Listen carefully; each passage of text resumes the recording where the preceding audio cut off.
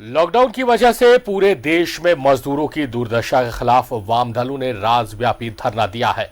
वाम दलों ने कहा है कि कोरोना से निपटने के लिए प्रधानमंत्री नरेंद्र मोदी के पास कोई प्लान नहीं है, लिहाजा उन्होंने मजदूरों को उनके अपने हाल पर छोड़ दिया है।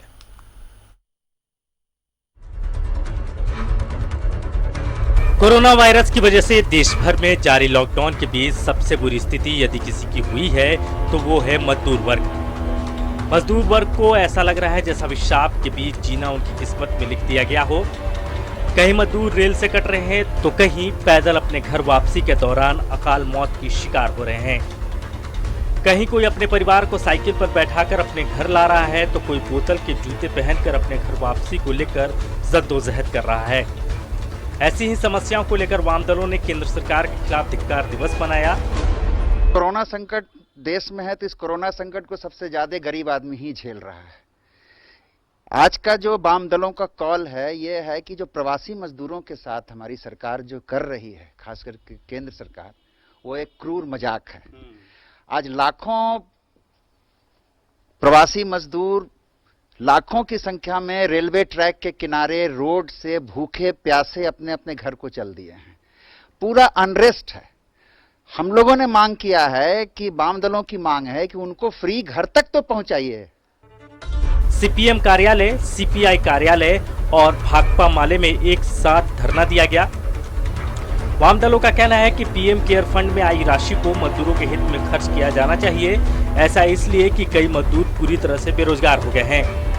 भाकपा माले ने तो यहाँ तक कहा कि लॉकडाउन करने से पहले और बाद में प्रधानमंत्री के पास किसी प्रकार की कोई योजना थी न दिख रही है।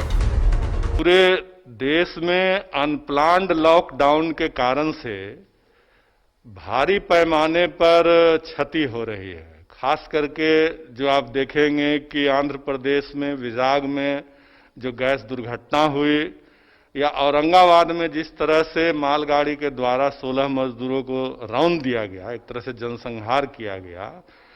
लगातार पैदल चल करके मजदूर मारे जा रहे हैं। तो ये जो अनप्लान्ड लॉकडाउन के कारण से इस तरह की दुर्घटनाएं हो रही हैं।